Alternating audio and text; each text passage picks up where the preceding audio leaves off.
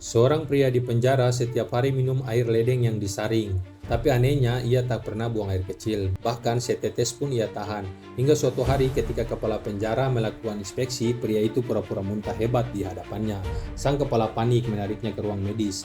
Dokter memeriksa dan menyimpulkan penyebabnya konsumsi jangka panjang air tercemar. Pria itu buru-buru berkata ia ingin ke toilet dan seorang tahanan ditunjuk untuk menemaninya. Tanpa disangka orang itu adalah komplotannya. Di toilet, mereka membuka panel tersembunyi, mengambil tikir yang sudah lama disembunyikan, lalu membongkar kotak laci besi yang ternyata menyimpan jalan rahasia. Mereka merangkak masuk menutup kembali akses itu dengan rapi, hingga tak seorang pun menyadari.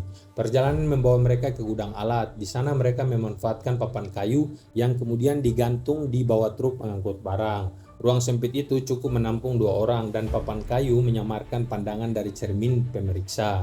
Dalam sekejap mereka lolos menumpang truk keluar penjara. Begitu sampai di tujuan mereka keluar diam-diam. Sebuah mobil sport biru telah menunggu. Mesin meraung dan rencana pelarian berhasil. Namun itu baru langkah pertama. Di dalam penjara, komplotan lain menyalakan keributan. Seorang anak buah menghadang penguasa penjara memancing perkelahian. Alarm darurat berbunyi, penjara masuk siaga tingkat 1. Kepala penjara panik dan segera mengunci semua area. Tanpa sadar telah mengisolasi ruang dokter. Ia mencoba menegosiasikan menawarkan makanan lebih baik bila tahanan mau tenang. Tapi Bayu dalam pemberontakan justru memerintahkan anak buahnya menutup semua kamera dengan kertas, menutup jendela dan serbet dan nampan.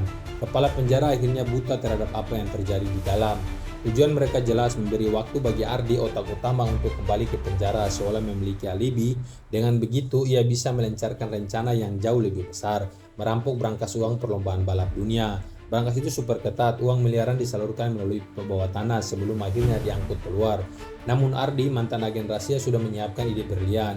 Ia membeli sebungkus permen bukan untuk dimakan, melainkan dijadikan bahan bom sederhana. Dicampur pemutih dan sedikit pemicu, permen itu berubah jadi peledak mini. Bersama Bima, ia masuk ke selokan dan menemukan pipa transportasi terbuka. Ardi menyelipkan bom itu. Awalnya gagal karena pemicu terlalu kencang. Tapi setelah diperbaiki, ledakan pun terjadi. Pipa terbuka dan dengan mesin vakum mereka mulai menyedot tumpukan uang tunai. Sorak-sorai pecah di antara mereka, namun tanpa disadari asap ledakan merambat kembali ke area kasir. Sebuah tanda bahwa bahaya baru siap meledak di balik euforia kemenangan mereka.